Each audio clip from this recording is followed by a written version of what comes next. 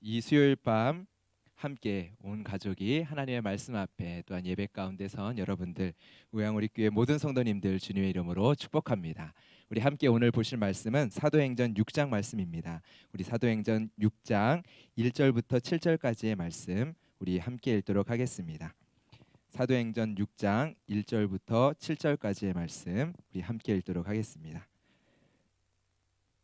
읽겠습니다. 그때 제자가 더 많아졌는데 헬라파 유대인들이 자기의 과부들이 매일의 구제에 빠짐으로 히브리파 사람을 원망하니 12사도가 모든 제자를 불러 이르되 우리가 하나님의 말씀을 제쳐놓고 접대를 일삼는 것이 마땅하지 아니하니 형제들아 너희 가운데서 성령과 지혜가 충만하여 칭찬받는 사람 7을 택하라. 우리가 이 일을 그들에게 맡기고 우리는 오로지 기도하는 일과 말씀 사역에 힘쓰리라 하니 온 무리가 이 말을 기뻐하여 믿음과 성령이 충만한 사람 스데반과 또 빌립과 브로고로와 니가노르와 디몬과 바메나와 유대교에 입교했던 안디옥 사람 니골라를 택하여 사도들 앞에 세우니 사도들이 기도하고 그들에게 안수하니라. 하나님의 말씀이 점점 왕성하여 예루살렘에 있는 제자의 수가 더 심히 많아지고 허다한 제사장의 무리도 이 도에 복종하니라. 아멘.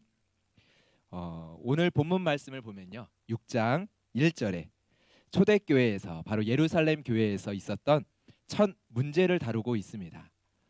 길지 않은 시간 예루살렘에 예수를 그리스도라 주라고 고백하는 교회 공동체가 아주 힘있게 일어나게 되어집니다. 이 공동체는요, 한 마음으로 각 사람의 필요를 따라 서로의 것을 나누는 공동체였습니다. 날마다 마음을 같이하여 모이기에 힘쓰는 그런 공동체, 기쁨이 가득한 교회의 공동체였습니다. 이 공동체는요, 온 백성에게 칭송을 받으며 날마다 믿는 자의 수가 더해가는 그러한 공동체였습니다. 그런 공동체 안에 오늘 본문 말씀을 보니 원망이 일어나고 있습니다. 공동체 안에 문제가 발생하게 된 거죠. 우리가 앞서서 살펴본 사도행전 5장에 아나니아와 삽비라의 문제는 개인의 문제였습니다. 그러나 본문의 사건은 교회 공동체 안에 일어난 교회 공동체의 첫 번째 문제였습니다. 우리는 초대교회 안에 일어난 이 문제를 12사도들은 어떻게 대처했는지를 오늘 본문 말씀을 통해서 보게 됩니다. 우리는 오늘 본문을 통해 우리 교회 공동체 안에 이러한 문제가 일어난다면, 우리 교회 공동체 안에 어떠한 문제가 일어난다면 우리는 어떻게 그 문제를 인식하고 해결해야 할지 중요한 원리를 배울 수 있습니다. 이 말씀은 교회 공동체 안에 문제가 발생했을 때 중요한 원리를 우리에게 보여줍니다. 그런데 오늘 이 시간에는 이 교회 공동체를 향한 이 말씀을 개인의 삶에 적용하는 측면에서 한번 살펴보고자 합니다. 본문의 상황을 이해하기 위해서 먼저 헬라파 유대인, 그리고 헬라파 유대인 과부, 그리고 히브리파 사람은 누구를 가리키는지 잠시 이해를 해야 될 것 같은데요. 유대인의 명절이 되면 우리가 잘 알듯이 세계 각지에서 유대인들이 예루살렘 성으로 모여들었습니다. 예루살렘 성에 바로 성전이 있었기 때문이죠. 요한복음 4장에 등장하는 우물가에서 예수님을 만난 사마리아 여인이 예배할 곳에 대한 질문을 예수님께 하는 기록이 있습니다. 유대인들은 오직 예배할 곳이 예루살렘이다라고 말하기 때문이죠. 요한복음 4장 20절에 이렇게 이야기합니다. 당신들의 말은 예배할 곳이 예루살렘에 있다 하더이다. 그렇습니다. 그 당시 예루살렘 성전은요, 이스라엘 백성의 신앙과 삶의 중심지였습니다. 다니엘이 포로지에서도 예루살렘 성전을 향하여 창문을 열고 기도했었던 사실 우리는 알고 있을 것입니다. 근데 실제 유대인들은 흩어져서 각지에서 회당을 짓고 거기에서 모여 예배할 때, 모여 기도할 때 예루살렘을 향하여서 기도했다라고 기록이 되어져 있습니다. 이러한 성전에 대한 인식은요, 예수님 당시에도 동일했습니다.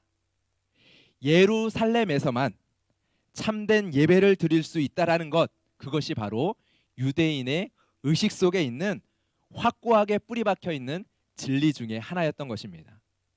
그렇게 유대인들은요, 매년 예루살렘으로 성전 공물을 보냈습니다. 그리고 때에 따라서는 풍성한 봉헌 예물도 함께 보냈다라고 기록들이 있습니다.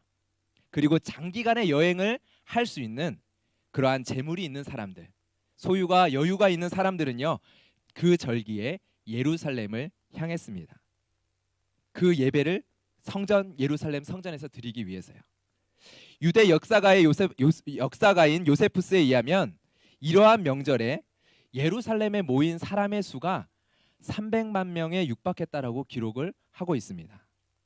물론 일반적인 역사학자들은요, 예수님 당시 예루살렘 성의 거주민은 10만 명도 채 되지 않았을 것이다라고 이야기하며 유대 명절에는 20만에서 30만 명 정도가 모였을 것이다라고 이야기를 합니다. 요세푸스의 300만 명이라는 숫자는 과정되었다라고 설명을 하는 거죠. 그러나 어떤 학자는요, 요세푸스가 제시하는 근거나 당시에 예루살렘 성전에 대한 유대인들의 그 신앙을 생각해 볼 때 충분히 그럴 수 있다라고 그 가능성을 이야기하는 사람들도 있습니다. 여기서 확실한 것은 많은 사람들이 이 명절을 지키기 위해 예루살렘에 모여들고 예루살렘과 예루살렘 주변에 꽤 오랜 시간 머물렀다라는 것입니다. 예수님이 죽으시고 유월절 명절 때 예수님이 죽으신 그 유월절 명절 때에도 명절을 맞아서 수많은 인파들이 예루살렘에 모여들었죠. 그리고 죽으시고 부활하시고 승천하신 이후 오순절이 된 때까지도 여전히 많은 무리들은요, 예루살렘 성에 머물러 있었습니다. 또한 그들 가운데서는요, 자신의 인생의 노년을 이스라엘 땅에서 보내기 위해 온 자들도 상당수 있었다라고 기록되어 있습니다. 왜냐하면 유대인들은요, 본토 이스라엘 땅에 묻히는 것을 삶의 미덕으로 여겼기 때문입니다. 한 랍비의 기록에 보면은 이러한 기록이 있다라고 합니다. 죽은 자들은 이스라엘에서만 부활할 수 있기에 다른 지역에서 죽은 의로운 자들은 땅 밑으로 굴러서 이스라엘까지 와야 한다. 그러니까 이스라엘 밖에서 죽는 죽음에 대하여 부끄럽게 표현을 하는 것입니다. 이러한 생각들이요, 당시 유대인들의 보편적인 생각이었다라는 것입니다. 그렇기에 이스라엘 땅에 묻히기 위해 이스라엘 땅으로 예루살렘 성으로 온 디아스포라 유대인들은 많이 있었고, 그래서 예루살렘에는요, 헬라파 과부들이 상당수 있었습니다. 예루살렘에 남편을 따라왔다가 남편이 먼저 죽고 혼자 남은 과부들이 많이 있었던 것이죠. 이들이 오늘 본문에 나오는 헬라파 유대인 과부입니다. 이들을 포함해서 예루살렘 주민들뿐만 아니라 명절을 맞아 예루살렘에 왔다가 여전히 머물러 있는 사람들, 그리고 복음을 듣고 집으로 돌아가지 않고 예루살렘에 눌러 앉은 사람들, 그러한 많은 무리들이 함께 예루살렘 교회 공동체를 이루었습니다. 그렇기 때문에 그들에게는요, 누군가 소유를 팔아 재물을 팔아 그들의 필요를 채워줄 필요가 있었습니다. 그래서 예루살렘에서 소유를 가진 자들이 자신이 가진 땅, 자신이 가진 재물을 팔아서 서로의 필요를 채워주는 일들이 일어나게 되어진 거죠. 이제 본문으로 들어갈 텐데요, 예수님을 따르는 제자들, 그리고 예수님을 따라 예루살렘 교회를 이룬 이 무리들 가운데 헬라파 사람들이 원망하기 시작을 합니다. 자기들의 과부들이 적절하게 구제, 봉사를 받지 못했다라는 것이죠. 이유는 정확하게 알 수는 없지만 의도적인 것은 아닌 것 같아 보입니다. 이러한 행정적인 역할을 맡은 사람이 많은 부분 12사도였던 것으로 보였기 때문입니다. 그리고 이 문제에 대해 사도들이 어떠한 제안을 하게 되어지는데 온 교회가 기쁜 마음으로 그것을 따르며 그들 스스로 헬라파 집사들을 세웁니다. 이러한 모습들을 보면 그 전에 헬라파 과부들이 구제와 봉사에서 제외됐었던 것은 의도적이었던 것 같지는 않습니다. 그러나 결과적으로 이러한 원망이 나올 상황이 만들어졌고 헬라파 유대인들은 어느 정도 합당한 문제를 지금 제기를 하고 있는 것이죠. 그렇게 12사도들은 이 문제에 대해서 대안을 찾습니다. 그런데 그들에 대한 12사도들이 제시하는 그 대안은요, 헬라파 유대인들이 제시하는 그 문제와 전혀 다른 방식의 접근을 합니다.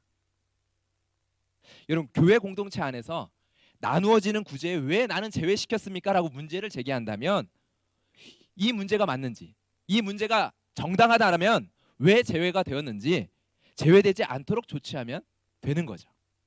그런데 12사도들은 지금 무엇이라고 이야기하고 있습니까? 우리가 하나님의 말씀을 제쳐 놓았던 것이 문제다라고 이야기를 하고 있다는 것입니다. 여러분, 우리가 교회 안에서 종종 이러한 비슷한 유의 경험을 하게 되어지는데요. 우리가 어떠한 교회 안에서 문제를 제기합니다. 근데 돌아오는 대답이 너 은혜가 부족해서 그래. 그런 경험이 있나요? 아마 문제를 제기한 사람은요, 속이 터질 겁니다. 나는 분명 눈앞에 보이는 문제를 이야기했고 어려운 문제를 제시한 것이 아니라 해결할 수 있는 문제, 그리고 해결돼야 될 문제를 제시했는데 돌아오는 대답이 너 은혜가 부족해서 그래. 답답하죠. 대화가 불가능하죠. 문을 열어달라고 했는데 그냥 문을 열어주면 되는데 기도해봐.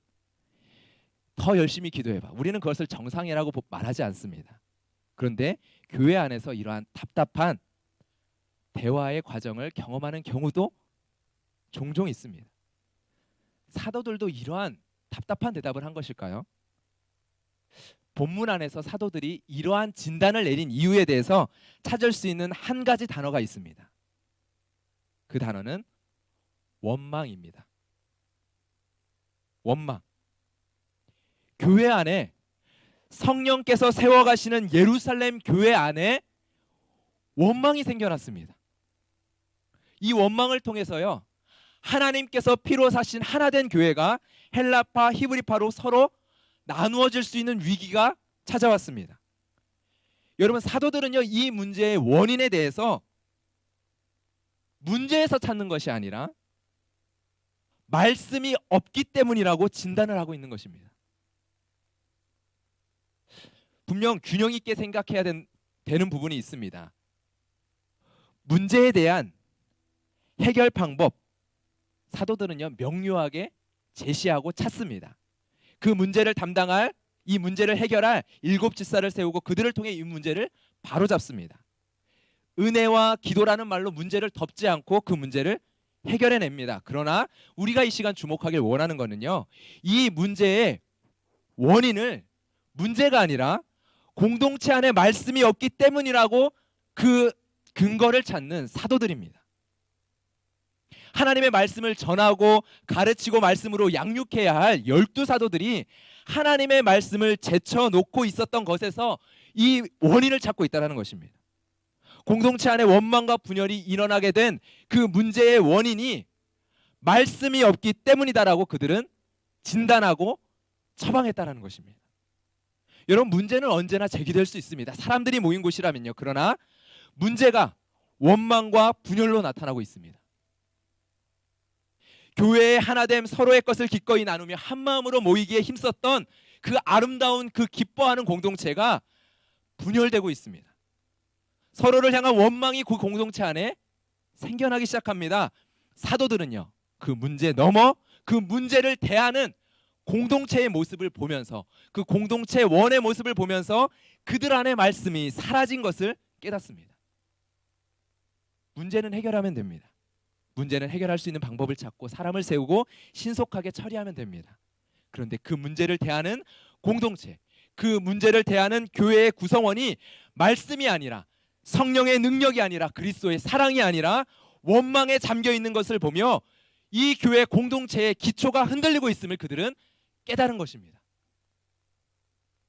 문제의 원인은 우리에게 있다. 우리가 하나님의 말씀을 다른 일로 제쳐 놓았기 때문이다. 하늘로부터 오는 성령의 역사로 말미암아 세워진 예루살렘 교회가 성령의 능력을 따라 증언케 하신 하나님의 말씀으로 세워진 교회가 하나님의 말씀에 소홀해지자 공동체의 이러한 위기가 찾아왔다라고 그들은 진단했다는 것입니다. 우리가 주목해야 될 부분이 바로 여기입니다. 우리는 오로지 기도하는 일과 말씀 사역에 힘쓰리라. 거듭 언급하는데요, 사도들은 기도하면 돼, 말씀 읽어, 은혜가 부족해서 그래 라는 말로 문제를 절대 덮지 않았습니다. 이 부분이 너무 중요하다고 생각하기에 이 부분이 또한 균형 있게 우리가 생각해야 되는 부분이라고 생각하기에 거듭 말씀을 드리는데요. 문이 닫혀 있으면 열쇠를 찾아다가 문을 열어줘야 합니다. 내가 열 수 없다면 열쇠 수리공을에게 연락해서 문을 열어야 합니다. 이성적인 문제 앞에서 이성적인 대답을 해야 합니다. 이성적인 문제 앞에서 추상적인 답을 한다면 더 이상 대화는 불가능합니다. 그렇기에 문제를 풀어간 공동체의 방식, 집사를 세우는 과정 등도 우리가 살펴야 할 중요한 부분입니다. 그러나 오늘 이 시간에는 문제에 대한 사도들의 진단만을 생각하려고 하는데요. 꼭 균형을 가지고 이해할 수 있기를 바랍니다. 사도들의 문제의 진단을 다시 한번 기억합시다. 문제 앞에 원망함으로 일어나는 그 분열의 반응은 하나님의 말씀이 우리에게 없기 때문이다. 이를 우리의 삶에도 한번 적용해 보길 원합니다. 우리의 삶에 여전히 끊임없는 문제들이 일어나죠. 특별히 지금의 어려운 코로나의 상황으로 인해서 많은 성도님들이 많은 문제들을, 정말 힘든 문제들을 마주하고 있습니다.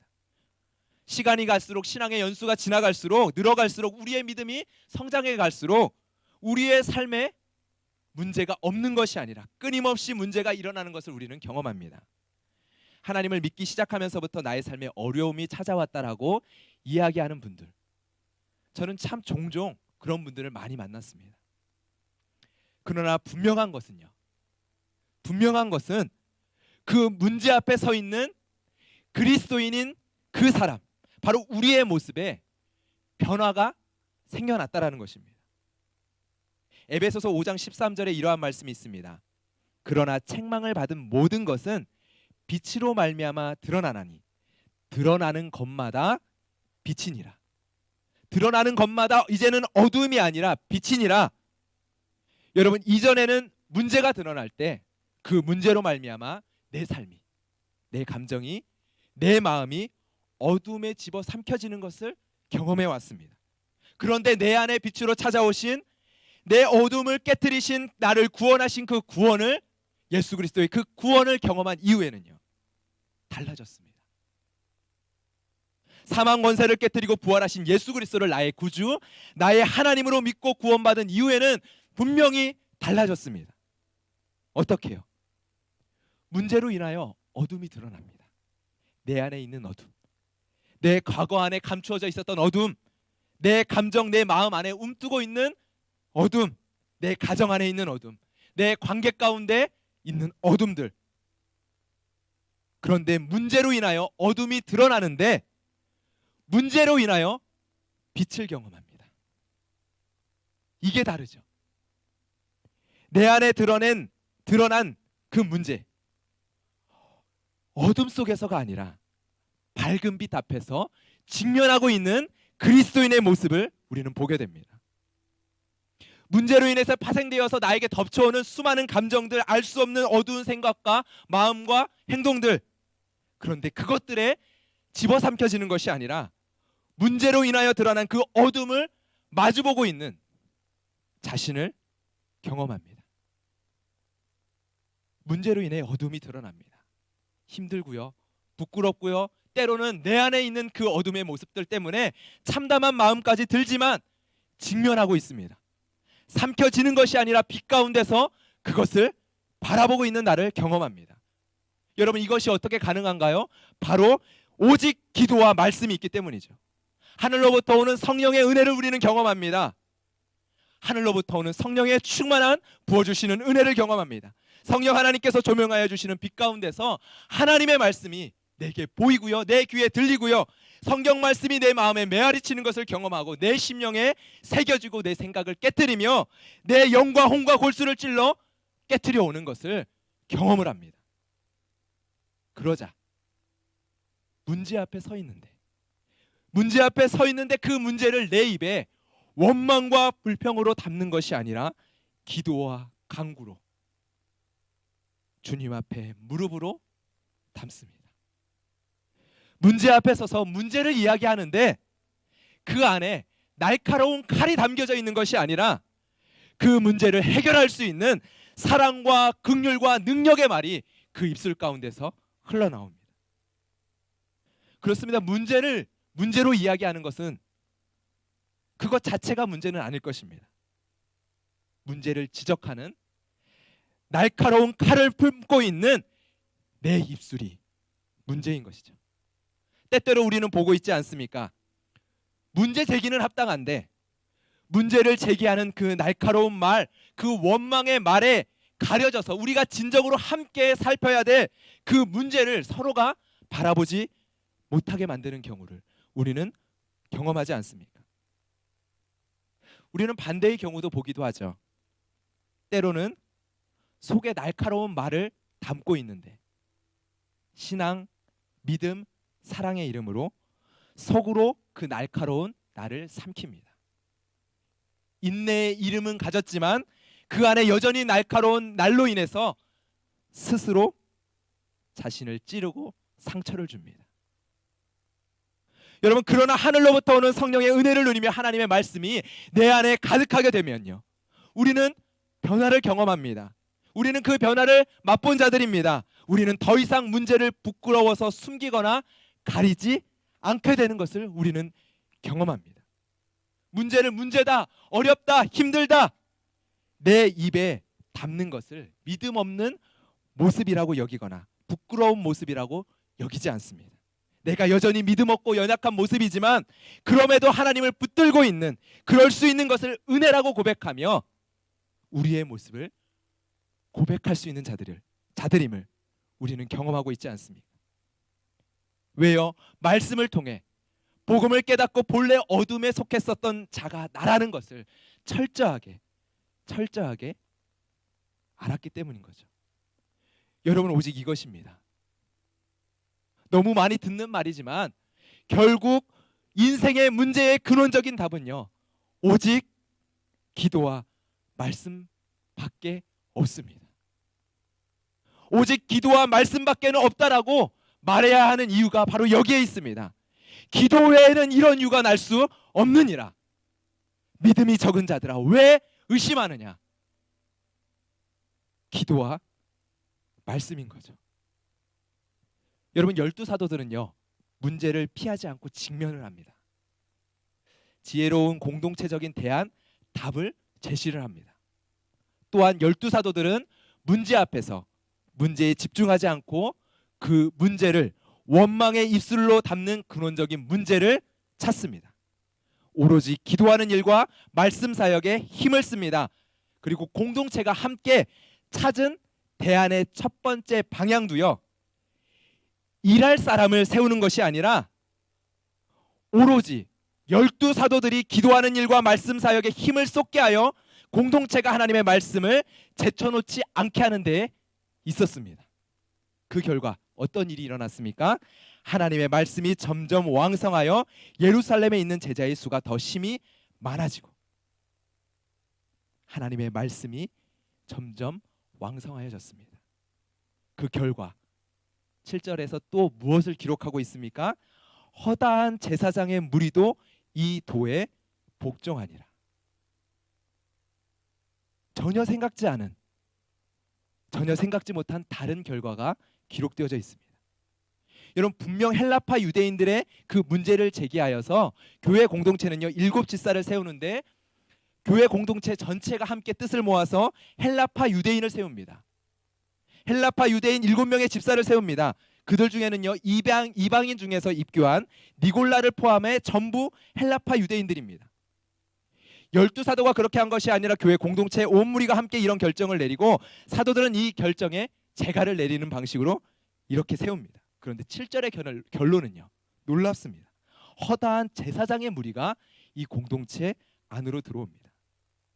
유대인 중에 유대인들인 그 제사장 무리들이 도리어 교회 공동체 안으로 들어오는 결과가 나타나고 있습니다.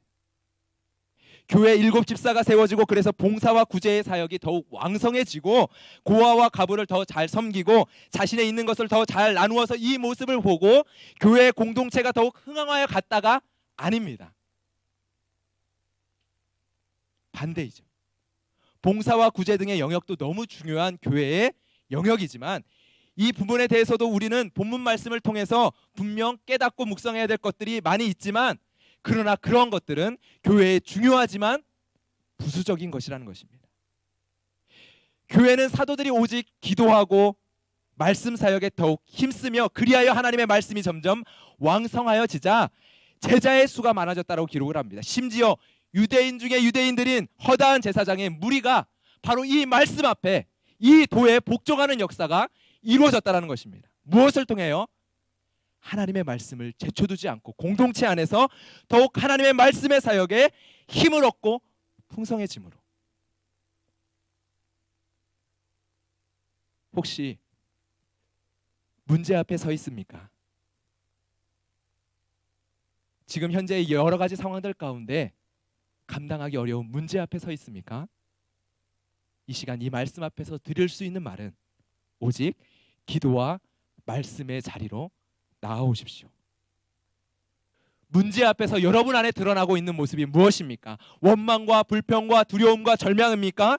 여러분의 입술에 날카로운 칼이 나와서 내 주위와 혹은 내 자신을 베고 있지 않습니까? 오늘 말씀을 통해 드릴 수 있는 권면은 이것입니다. 기도의 자리로 나오십시오. 기도를 결단하십시오. 문제가 있다면 해결책을 찾아야 합니다. 그러나 그리스도인은 문제 앞이 아니라 십자가 앞에 먼저 무릎을 꿇는 자입니다. 문제 앞이 아니라 십자가 앞에 문제를 놓고 성령의 충만함을 먼저 구하는 자가 그리스도인입니다. 문제를 해결할 수 있는 답이 아니라 십자가를 붙들고 주님이 없이는 내게 소망이 없습니다. 고백하는 자가 그리스도인입니다. 주님이 없이는 내게 소망이 없습니다. 주님마저 나를 외면하시면 내가 어디로 가리이까? 여러분, 이 고백은요, 믿음이 없는 고백이 아니라 이 고백이야말로 심령이 가난한 간구요 오직 하나님이 기뻐하시는 기도인 줄 믿습니다. 문제 앞에 있는 성도들에게 이 시간 이 말씀을 통해 드릴 수 있는 권면은 오직 말씀의 자리로 나오십시오. 이것입니다.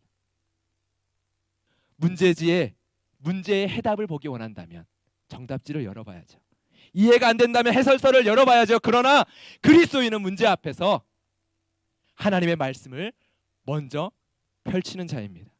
하나님의 말씀을 통해 나를 움직이시고 나의 마음을 움직이시고 나의 입술을 움직이시고 나를 깨닫게 하시고 나의 길을 지도하시고 나의 감정을 붙드시고 나에게 새 힘을 주시는 하나님을 먼저 경험하고 일어나는 자, 그 자가 그리스도인입니다. 그러나 이 두 가지가 얼마나 힘든지 잘 알고 있습니다.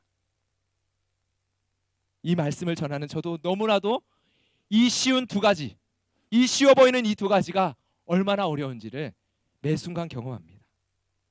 다급한 상황 속에서 멈춰서 기도의 자리에 무릎을 꿇는 것이 온통 문제와 상황들로 내 머리가 가득한데 내 두 눈을 말씀에 주목하는 것이, 말씀 앞에 머물게 한다는 것이 얼마나 힘이 드는지 우리는 잘 알고 있습니다. 그러나 우리는 또한 알고 있습니다. 오로지 기도와 말씀을 통해 하나님께로부터 오는 그 힘을 얻을 때, 오직 하나님으로부터 오는 그 은혜의 능력과 달콤한 위로를 우리는 알고 있습니다. 그렇기에 이 시간 이 말씀을 기억하며 같이 함께 기도하며 나아가길 원합니다. 오직 나는 주의 풍성한 사랑을 힘입어 주의 집에 들어가 주를 경외함으로 성전을 향하여 예배하리니. 이 시간 찬양하며 나아갈 때 전능하신 나의 주, 신실하신 나의 주, 그 앞에 주님, 내가 기도와 주의 말씀 앞에 서기를 결단하며 나아갑니다. 주님 말씀하시고, 주님 이 시간 나의 닫힌 입술을 열어 기도하게 하시고 찬양하게 하시고 이 밤에 믿음으로 나아가게 하여 주시옵소서. 우리 그러한 마음으로 같이 함께 찬양하도록 하겠습니다.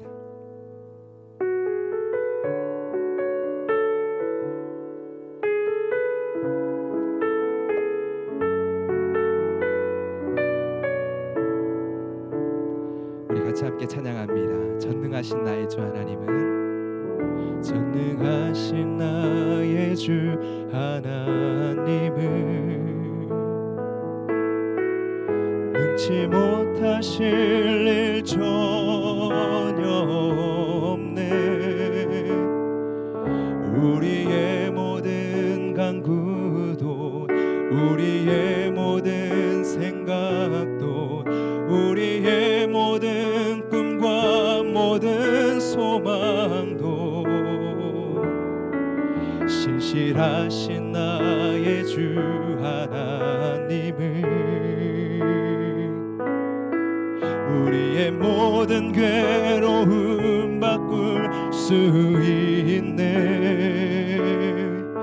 불가능한 일 행하시고 죽은 자를 일으키시니 그를 이길 자 아무도 없네. 주의 말씀 의지하여 주의 말씀 의지하여 깊은 곳에 금을 던져 오늘 그가 놀라운 일을 이루시는 것 보라. 주의 말씀 의지하여 믿음으로 금을 던져 믿는 자에게 능치 못함 없네.